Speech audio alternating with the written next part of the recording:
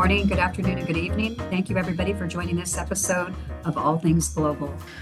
Professor Jason Mars is a leading voice in artificial intelligence, renowned for his work in conversational AI and computer architecture. He wears many hats. As a professor of computer science at the University of Michigan, he inspires the next generation of tech minds.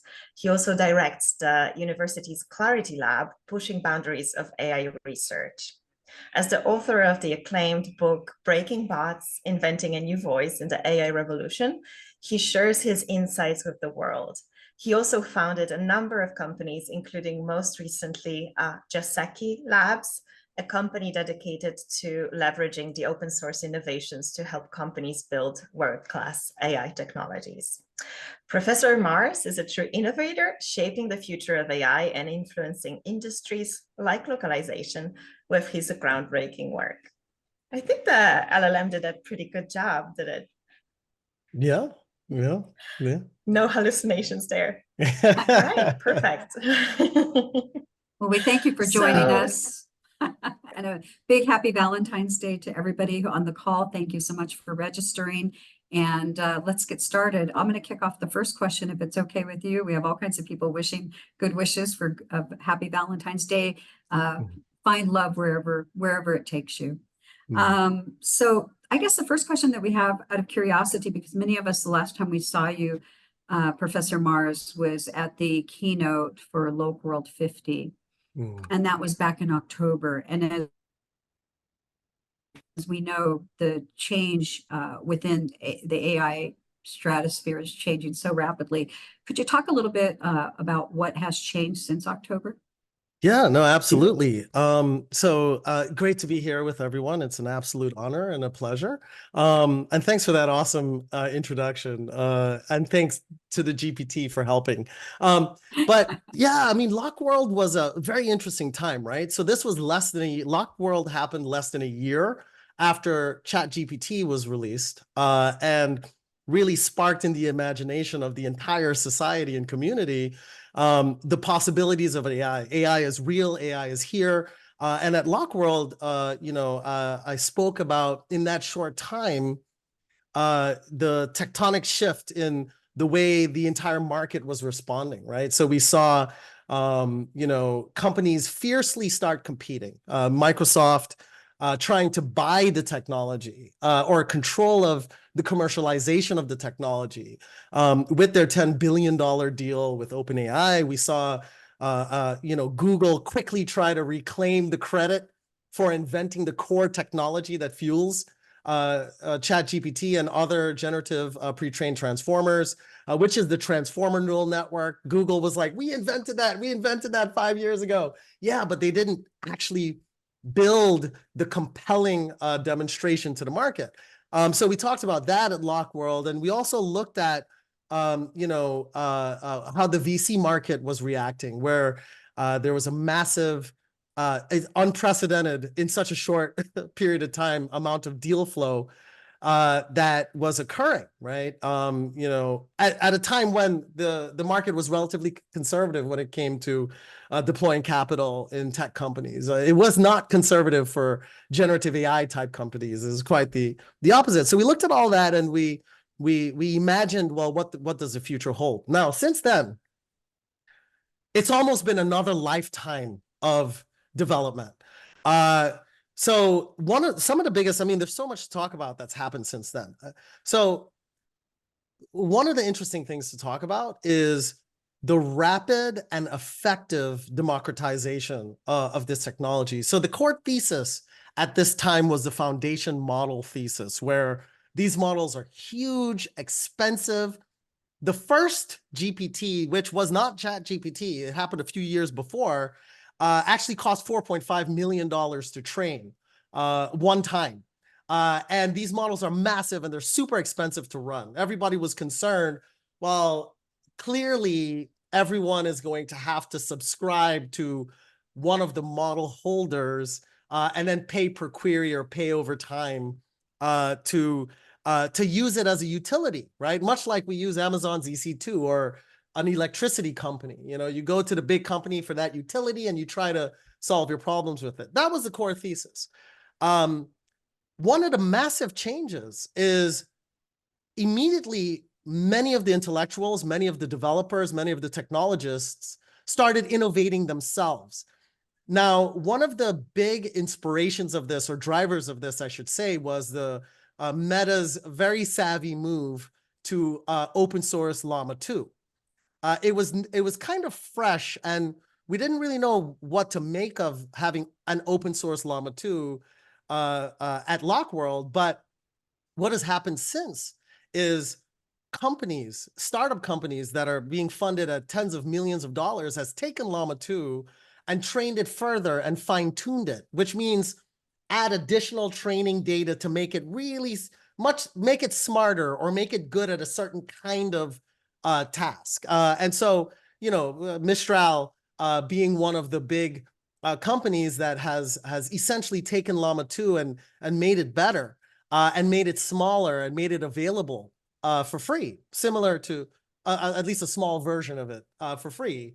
And that version is competitive with, OpenAI's core models. We also have other open source hobbyists that are quantizing these models. That means there's a technique where you can make the neurons in this model, or the weights of those neurons, take up less space in your processor or on your hard drive or in your computer, where it retains much of the knowledge it's learned, but it's smaller, easier to run, and faster. There is a flurry of activity by hobbyists, open source folks, academicians, startup companies to make these models small.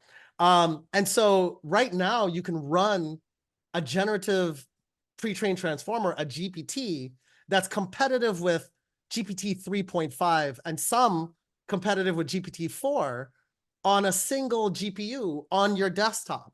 Or you can run multiple in your own AWS environment in the cloud, cheaper than using the OpenAI AI. And so we've seen a flurry of activity to democratize this technology. And indeed, at least when it comes to the techies and the nerds and the folks that are in the space, it's already well known that you can have your own GPT model. The entire model can be in your own siloed environment on your own computer, and you can wield it, train it, tool it as you want, if you have the know-how, if you have the ability to, if you have the training on how to construct and train these models. So this is a massive trend. Indeed, it's a trend that is scary to an OpenAI, right? Because OpenAI is rapidly trying to provide capabilities of building your own GPT using their cloud. So it's like, oh, it's ChatGPT, but you can have your own version, and here's tools that makes that easy when you use our service. So they're with incredible fervor, they're trying to stay relevant as the trend is rapidly moving outside of the sphere of their control. Indeed, what's interesting, of course, we know about Gemini, and we also know about Microsoft's fee. There's competition in the big companies. There's contenders and challengers to the OpenAI incumbency. And those are very compelling.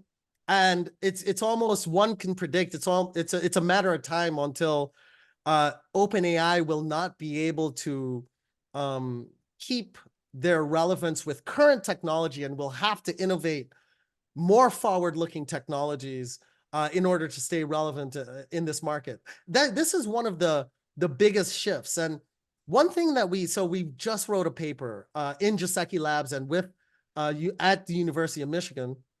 We just wrote a paper demonstrating replacing an OpenAI integration, a GPT-4 integration, with a small, we call them SLMs, a small language model, which is a quantized language model that's 25 times cheaper to run than paying for OpenAI. You can run 3 of these models on a single machine in AWS, these tiny open SLMs, and we demonstrated using a blind, we call it the Coke test, right? Is it Pepsi, is it Coke, blindfolded?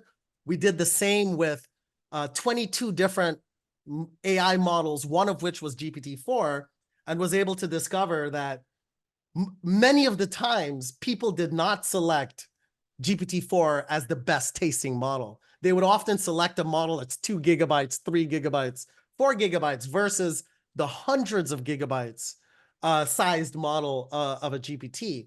And, you know, we were able to actually replace functionality in a production product using our own siloed LLM that was actually better performing than GPT-4. We've written this up, and it was well reviewed. We're waiting for acceptance, though there's a version on archive that everyone can read. But so that's one of the biggest shifts. There are more, but we'll probably explore those further into conversation. One of our audience members just had a comment that OpenAI is creating an app store. It's trying to catch up with the trend that you just described. So thank you for that. To get more granular in regards to how this impacts our audience, which many of them are people that are working in some kind of global organization with the goal to create global content and to push their global message out to the world. How do you see this impacting, or big organizations' global strategy? So this is great news. The trends that are happening right now is great news to private organizations, organizations that want to be able to specialize models for specific markets. In the globalization area, it's absolutely critical that a model that can be fine-tuned for a specific community. One of the papers we also have under submission that is accessible online is a piece of work where we take one of these models and we fine-tune it on Creolese Guyanese lingo. It's a language that's not even documented. It's very poorly documented, but it's spoken as the baseline of the common language in Guyana, a country where my parents are from, and I lived that for many years as a young kid. And so we were able to take a small model, bring it into our own environment, and tune it to be particularly good at that dialect of Creolese Caribbean language. So this means that the tools and the capability is becoming available where you don't have to rely on the general model to get good at your particular dialect or your particular market. You can actually pull these models down, create them, tune them for your own market. And indeed, you can keep those proprietary. So once you've trained a model that's very good at a market that your competitors are not, participating very well in, you don't have to, that model, that training data, the learning, the methodology, the how you trained it can be your own differentiating intellectual property. And so we're in that world now. And indeed, what we're finding is that it's better to use that approach if you want the best language models for localization, for markets you care about with your data that you care about. Keeping all of that private, and then getting to wield that AI so that you can create features for your demographics, for the demographics you care about is absolutely empowering. And what I would expect to see is, now that this is possible and indeed being done, there'll be a roadmap of products that make it easy to operationalize inside of a institution. Indeed, if there aren't such products now is the best time to get into creating such a product, because there is an absolute market and need for that kind of gaining control of the model, and being able to have privacy with your model, and being able to determine the roadmap of everything that happens to the model as it lives in your environment. The market is ready and wants this. So yeah, it's an interesting time. Yeah, it's a fascinating time, and it seems like we are seeing all those trends as well on our end, you know, as a language services provider, participating both in training and fine-tuning the engines for some of the largest brands, but also, you know, looking at the experiments of some of our customers who go to those large models and discover how pricey actually it can be.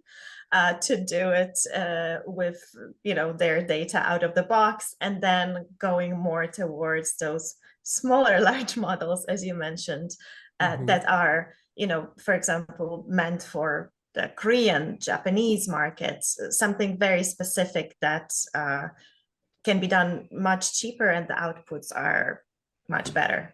I just shared in the chat a link to that piece of work that I mentioned before. It's a rigorous analysis of the implications of gaining control of your model in an environment where you're competing with you know, when looking at analyzing, having your own model in competition to you know, the proprietary large language models. And so I think that this is a very important trend, but there's still a lot of the two things are really happening, right? Like, I think the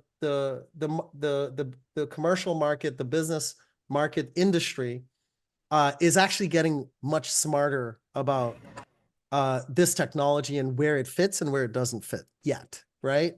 So that's a really good trend, but there's still a lot of difficulty in understanding how you can adapt your organization or where to start inside of your organization. So, you know, I'm privy to a number of conversations that's happening. And, you know, we're finding that when it comes to there's really two kinds of ways you can think of this. You can think of bringing these technologies in to make your business itself more efficient internally, and then bringing these technologies in to create features in your product. And there's actually an incredible amount of excitement in the market from what I'm seeing and hearing from executives of Fortune 500 companies in making their teams more efficient and being able to augment information-driven roles inside the organization. There's coordinated information-driven roles inside the organization, and then there's also coding. Coding is this very weird place that executives, CEOs that don't know the first thing about coding is trying to bring these models in to make their teams more proficient.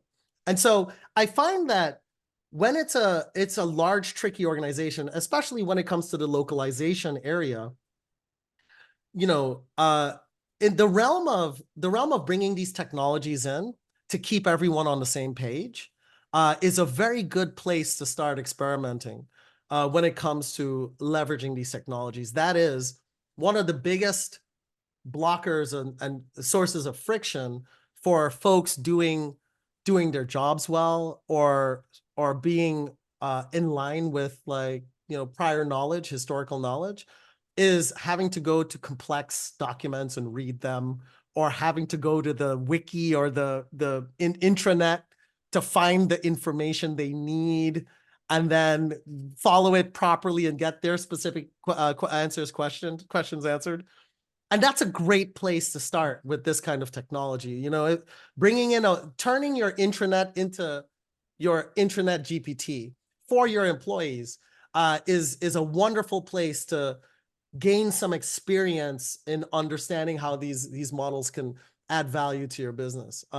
When there's a GPT with all the knowledge, people will be able to have less of an excuse, to put it in that way, of not knowing or understanding you know, the institutional knowledge, right? And so there's many techniques to do this quickly with something called retrieval augmented generation. There's a number of chain of thought and reasoning systems to build these technologies with. And it's worthy to give it a try because the benefits are immediate and clear. Yeah, and to your point, I think, here in the localization industry, we see many applications as well because, every single brand has its tone and voice and, context that has been built around the brands for so many years. And I think this is one of the applications that would be the easiest to use in our industry. Yeah. But just to kind of go back a little bit, and because I know that with the new technology, of course there are also some concerns and some considerations as far as data privacy and ethical considerations as well, Mhm. right? How do we ensure that we can use AI responsibly and that it doesn't create bias or discrimination? Because as we all know, Gen AI models are only as unbiased as the data they are trained on. Yeah. So there are some inherent biases that we have all seen, and maybe some of the outputs, are lacking the diversity or perpetuate certain stereotypes. Mhm. So what do you think Yeah, of? then this is going to be a new art form when it comes to how we think, especially from a organizational standpoint, but just in general, even as consumers, right? As individual consumers and businesses themselves, it's going to be very, very important that we are able to conceptualize and understand the places where we want humans to be in the loop and the ways that we want humans to be in the loop. It's, what jobs will we, another way to put it is what jobs are we going to allow AI to have, and what are the processes in evaluating AI at that job? Like these kinds of institutional processes and our own personal process should be, will have to be thought through properly. It's often, I mean, when we started this journey, we were very starry-eyed, right? We were very excited about, oh, wow, the AI has blown my expectations as what it can handle, what it can actually do properly. So let me see how much I can have it do. I want it to do as much as possible and make my life incredibly easy. And then we kind of quickly realize, oh, well, there are some catches, right? There's some catches. Oh, it says this thing, and it doesn't really fit my market, or, it tends to respond in this way. We're still, as a community, as a broad community, we're still a little hamstrung. This is going to go away very quickly in the next 6 months, I think. But we're still a little hamstrung in controlling what the AI says, getting it to stay on point, getting it to understand when it has bias, understanding the biases inside the model, like processes to know where the bias lives. This is being worked on with fervor, and so we'll gain more understanding of that. But at the end of the day, you're gonna have to relegate the AI to do jobs that aren't exposed to the risk of negative outcomes based on bias, or negative outcomes based on on ethics. I mean, you probably don't want the model to speak on your behalf unbounded. Perhaps you want the model to be part of a process to accelerate a human speaking on, say, a company's behalf, right? And so we'll have to start conservative when it comes to humans in the loop, and introduce the models with very careful control. The cost saving incentives and the incentives to move quickly are clear, right? But we're gonna have to do a bit of discipline, and some of this is gonna happen from trial and error. We also have to be tolerant of experimentation too. We have to, understanding that a response came from a model. We've got to be sensitive to the fact that we're going to allow ourselves to have learnings-based mistakes, and be more forgiving of a model doing something weird. It should not represent the company if a model says something weird that was trained, pre-trained by Meta, right? Even if you try to fine-tune the model and it's not quite perfect, I think we're going to have to be I wish that it would be great if we could have legislation around, protecting companies if they step in the mud, when it comes to models' behavior. A company isn't responsible for what a model says, so I think we're going to have to navigate this one with care, but we'll just have to appreciate that human judgment is irreplaceable. The world and humanity changes too fluidly and rapidly for a model to even keep up. So, human judgment is what we're going to ultimately have to rely on. Mm-hmm. Yes, and I think it's very relevant, especially in the year, right, of the elections in the US, that comes with its own burden about, how to be more discerning. And we've all seen, the recent discussion as well on the AI images and the deep fakes that can affect anyone from a billionaire pop star to, exactly. Exactly. And, one of the biggest problems that's clear in society that is honestly our government is not making any kind of effort to educate the populace, right? Like you kind of have to learn by, reading the news and like thinking and chatting and in a very unstructured way. There should be a we spend so much budget on so many things, right? The government spends so much budget on so many things. Educating the general public about AI and what we know is real today and what we can't rely on is real. Basically, if it comes through the screen or it comes through an audio thing, you can't trust it's real. Like that message needs to be conveyed en masse because there's pockets of communities all over the place that doesn't have the same act. They don't read Wall Street Journal every day, right? Like they're not watching, the tech shows on YouTube or something, right? And they are very susceptible to manipulation, and there's so many bad actor parties that are incentivized to manipulate the mind of the populace, right? And so it's actually a national security risk that anyone can generate fake stuff and move the Totally thought agree. of your You're spot on. We can see that in our politics today, right? 100%. And they're not investing in this. Like I don't hear politicians talking about the education piece. It's crazy. So back to the basics is probably where we should start at, and probably maybe right, because also the social media, I guess, is not stopping this virality aspect, right? When things go viral and they're fake. But we have a bunch of questions from the audience, so we want to make sure that we have room for them as well. One of them is a comment and a question. So models are not as good in what they do in other languages as they are in English. There is more data in English and more safety measures, for example. How do you see this evolving, having the capabilities from English also in other languages? What is the future of language equality in AI models? Yeah, well, this is a very good question. And I'm going to give somewhat of a technical answer because there is a lot of room for improvement and room for techniques to get models to generalize better to other languages, other dialects, other geolocations. So look, much of the performance we're seeing today, when you look at a chat GPT and you're like, oh my goodness, this chat GPT is really, really good. It's actually important to know that part of ChatGPT's success, actually almost all of ChatGPT's success, is not in the neural network.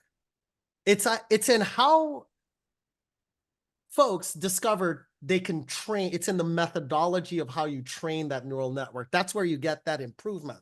Now, another important fact is ChatGPT is as good as it is compared to whatever you've experienced before, which is really bad, because the methodology that was used is allowing AI to steer and train AI, right? It was a discovery that you can actually get a model to be a teacher of a student model, and they can just teach forever automatically until you get something that's really compelling. Like that's actually why ChatGPT is so good.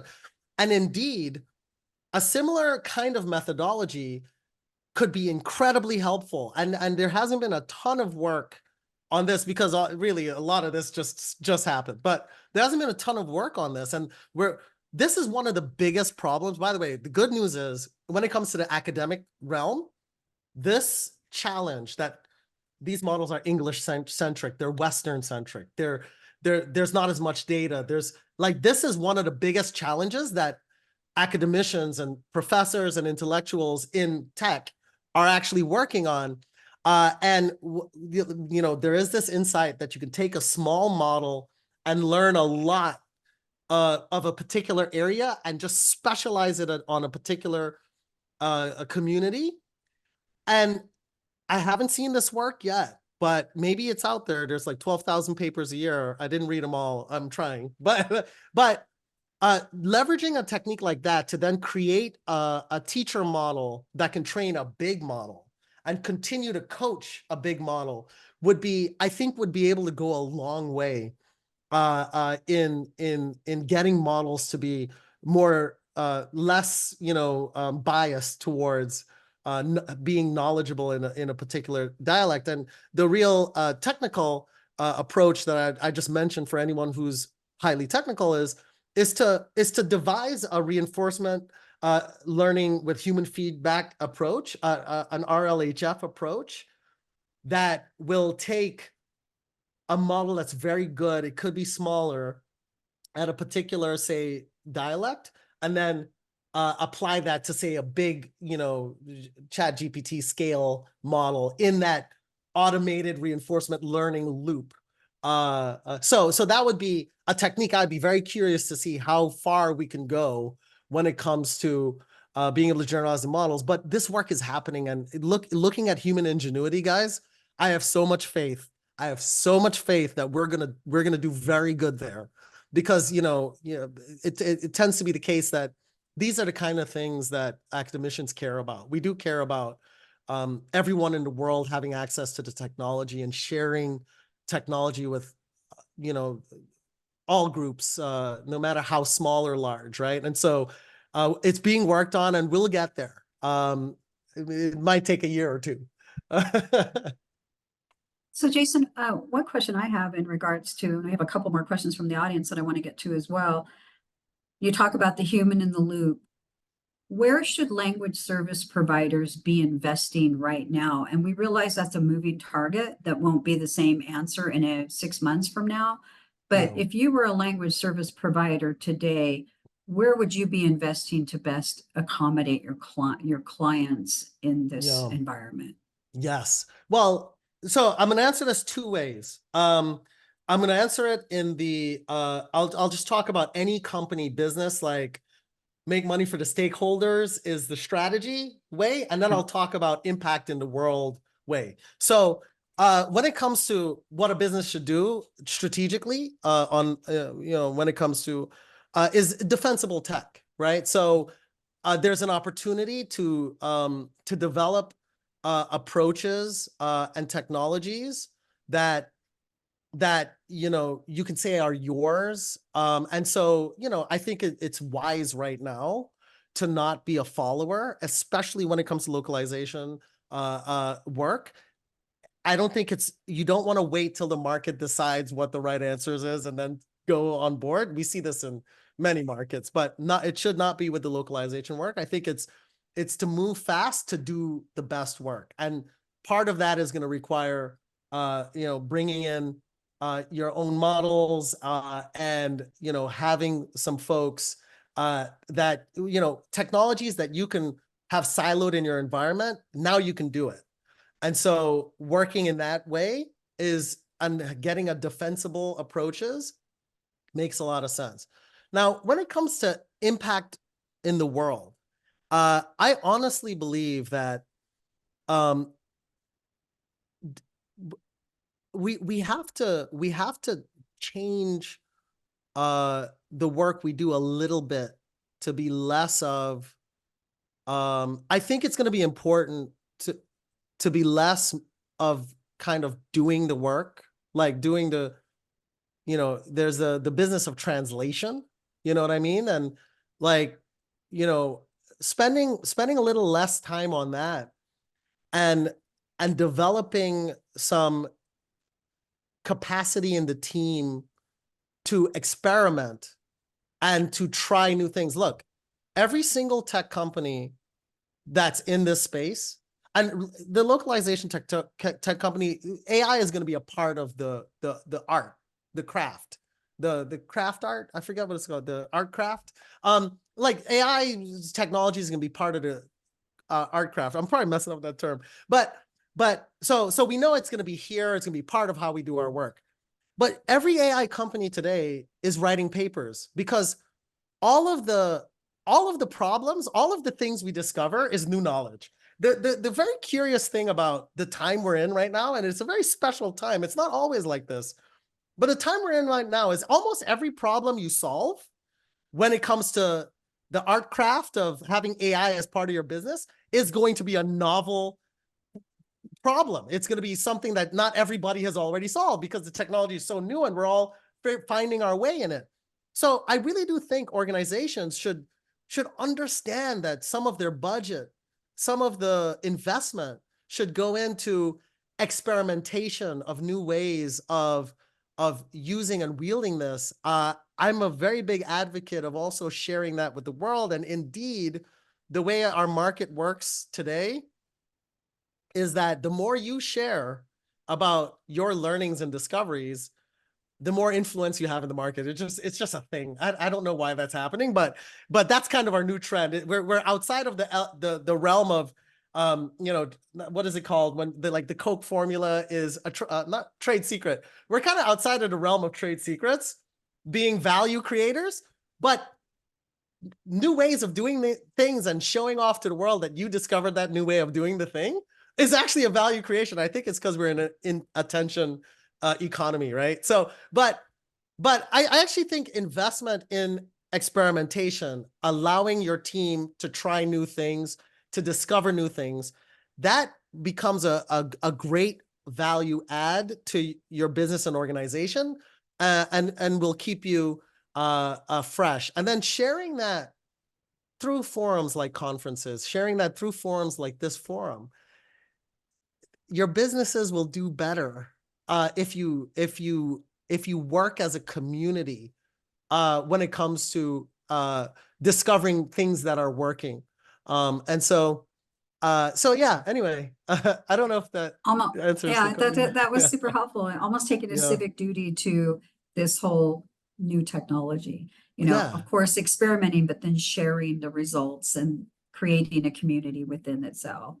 Yeah. Another question that the audience has is, one really valuable skill for people who use AI technology to develop is to learn which AI output can be blindly trusted and which output needs a certain level of validation for employers.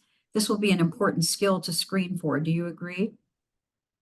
Yeah. I mean, you know, and so this really, I absolutely agree. And it's even, and one more, I would dovetail on that point, that it's important to reason about, there's two ways you can get an AI to learn or to do what you want.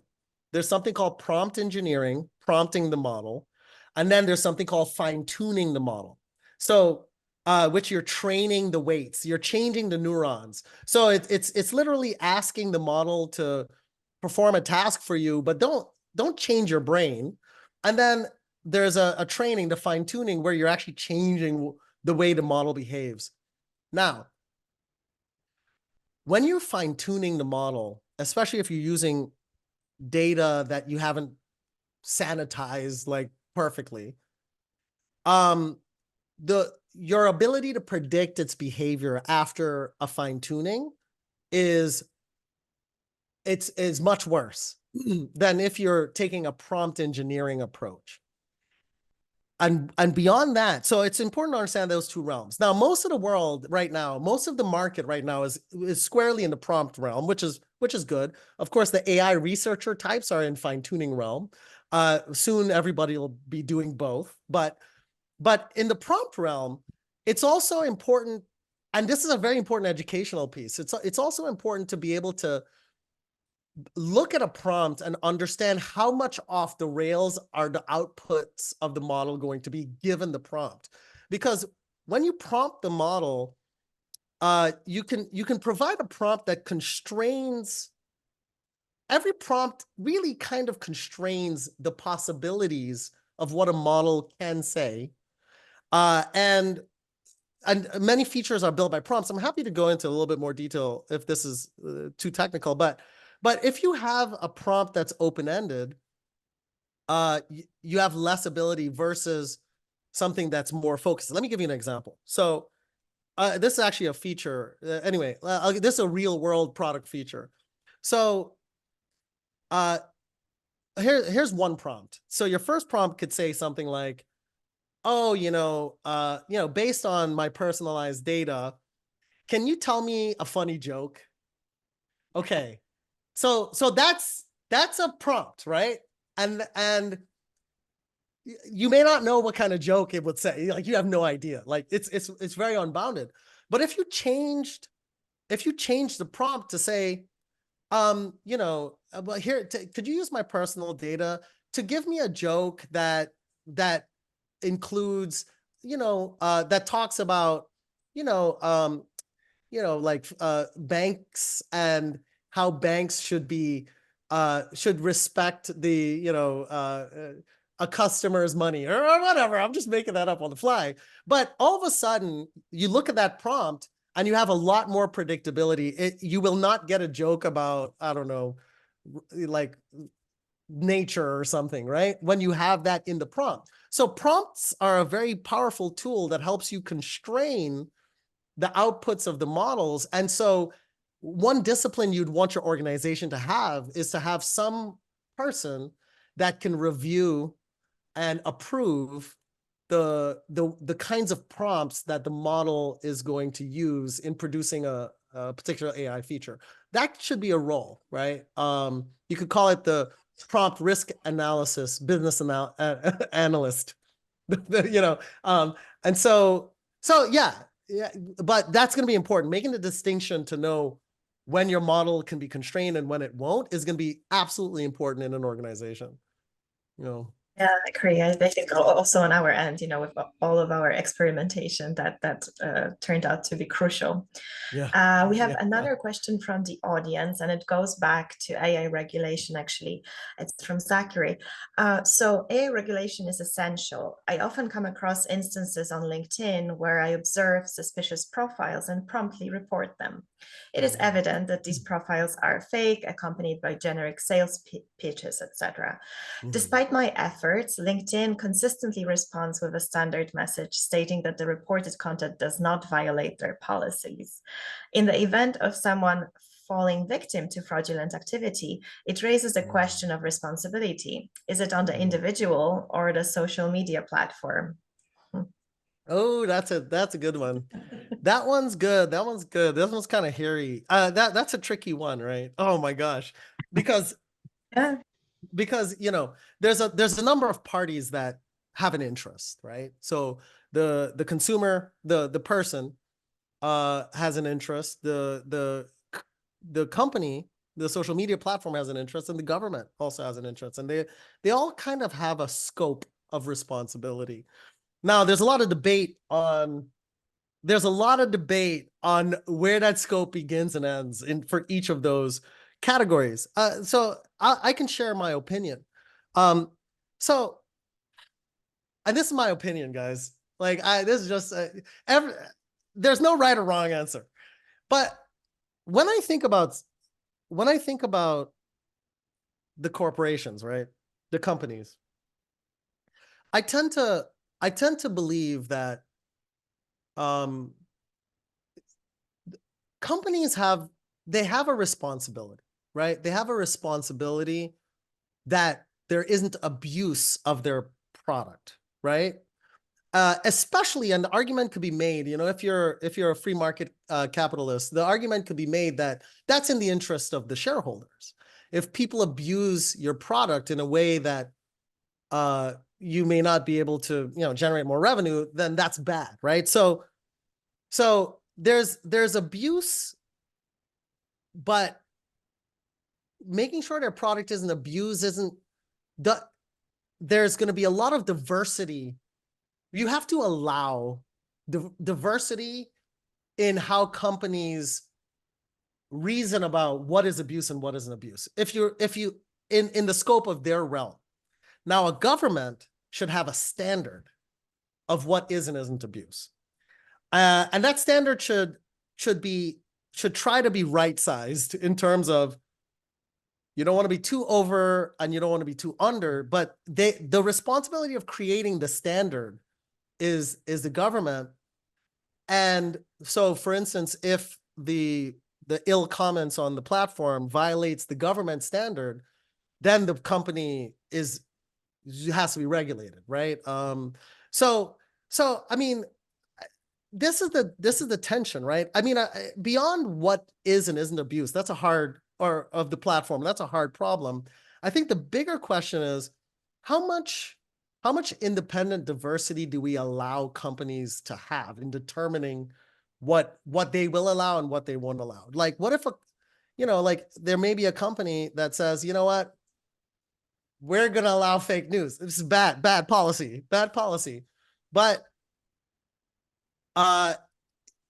it's a hairy one. But I think that's the realm of thought as to how we should think about it. It's, there's a government standard that needs to be the standard for all, and that has to be carefully created.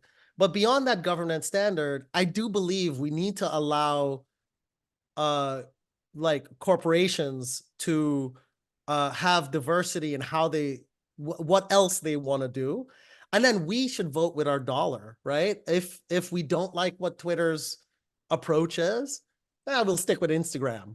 If we don't like TikTok, maybe, we'll sign on to YouTube Shorts or something. So I think in some places you let the market decide, and then we let the government decide. But I think what really the crux of my point is sometimes we want to look to the company to act as a government, and I don't think that that's the scalable approach. I think companies are diverse innately, and we should somehow celebrate that diversity and kind of let the best ideas win or lose. And we have to protect the general public at the level of the government, right? So that's what that's how I land on it. Totally agree with that. And the bottom line is, as you said, win or lose is where your dollar is spent and where your time is spent. And the user experience is going to dictate that at some point. But yes, there's a certain responsibility, but the government is, I think, who we should look to first. Yeah. We do have a question from Beat. One challenge for me is gathering technical and market requirements for different languages, countries, and locales. But I find that there is limited public locale data available, and even a large data store like Unicode, CLDR, is not perfect, and sometimes information is conflicting. I would therefore expect AI models having the same struggle I have finding the correct information. Would it be worthwhile for localization to create more publicly available and highly validated data stores to solve this challenge? Yeah. So yes, right. I believe that it's definitely in the interest. So there's a couple angles here. It's in the interest of the consumers to have this kind of information widely available. Look, this really goes fundamentally to the value of the internet and Wikipedia. Like, we all have access to any information that we could imagine, right? And that is a great. It lifts all boats. It lifts all boats that we all have access to learn anything we want today, right? And so there's this general public good that comes from creating these open information archives and libraries. And so I think that that's a worthy effort. And I think that the way to do it is to syndicate with your competitors, right? On an effort to do it, and you all invest. A great example of this, and dude, like, this is how I would do it. So a good example is Zelle. I would do it like Zelle was done.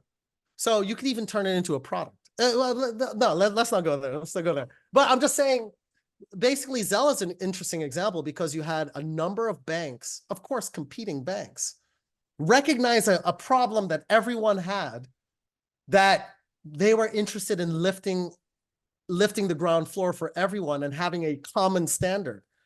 And so Zelle is essentially a co-owned separate entity that has a payments-based mission, right? And it's co-owned by, I can't remember the banks, but it's like 5 or so separate banks that are actually competitors. And then, of course, the technology is available to all of the banks that participate in that effort. And the reason why it's important to do this is because when it comes to creating an open database like that, if it doesn't come from like the market, some kind of like grassroots movement in the market, it costs a lot of money to do that well, to create the process, to get the people, to fund the people, to drive this. The incentive would be to not make it an open database, right? And so, I mean, a strategic way to do this is to syndicate with others that have that interest, big minds. Also, connect with universities to help design a rigorous process, because it's almost an intellectual challenge to do this well. So I would create a consortium of folks that are invested in this. You can get the NSF to contribute to. I can help you navigate that, right? Like how to write a grant. And so then you can get government funding, you can get funding from the private organizations, you can get the attention of academicians that want to write papers about the journey and be famous, because that's what academicians like to do. And I would just start that movement. That would be a great leadership opportunity. That would be a career defining a legacy to the world to get a movement like that. So I would do that if I were you. Yeah. Anyway, Mike loves to be bold, so I think it's Yeah. a great suggestion. Yeah, and I'll just say one more thing. There's a great quote. I can't remember who said it. I think it was like Steve Jobs or somebody. They said, "Look, in order to predict the future, the best way to do that is to create it." And I think this is one of those moments, because the incentives of putting the effort in is unclear, but doing it as a community makes lifting that boulder much easier. And so I think that's one you want to create the impact that you seek. Yeah. Yeah, absolutely. Yeah, going for a second back to the previous topic, because we just had one comment from Sylvia of eBay about that content possibly could be labeled. This is not a real person in LinkedIn, for example, or this content was created by AI, right? Could be another label to, but again, that would require moderation, right? Investment in moderation from the social media platforms. Yeah, and that's a tricky one, right? Because look, I think that the beautiful thing is we actually have a legal archetype that we can follow with this new technology. And it's where fraud and forgery lives, right? So you can prosecute malicious fabrication of things to affect some kind of bad outcome, right? So there's civil law, case law, sounded like a lawyer, but there's civil case law, and then there's criminal case law that we can kind of include. It's almost like the digital means of doing that. So we have a foundation to start with.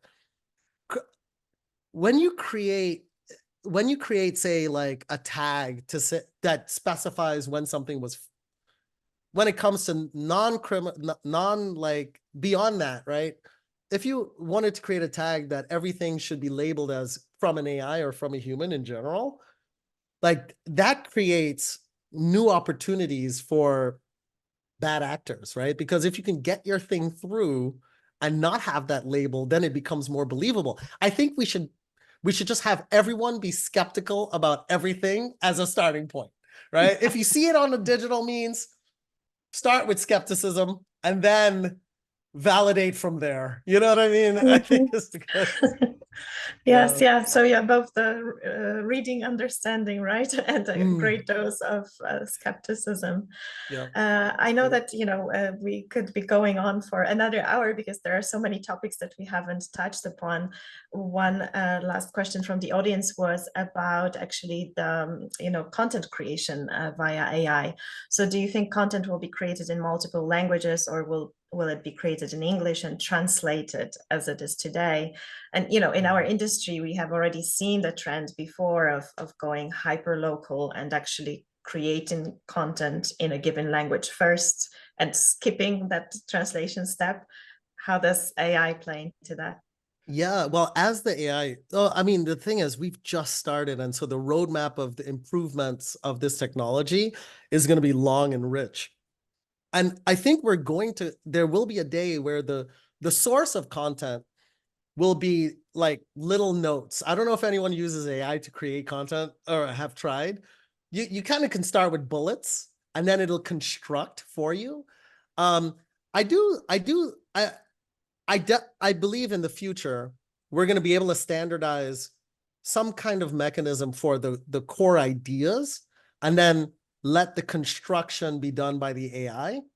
That kind of approach is going to be much more preferable than taking the full content and then translating it over, right? And so I think we'll find success in that kind of modality.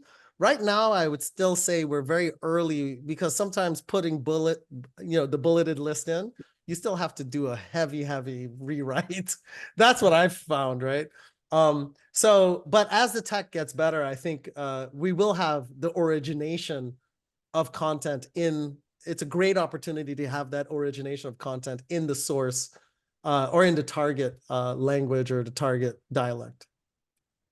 Listen, we're at the top of the hour, Professor Mars. So we just want to give a shout out to you and thank you so much for your time today.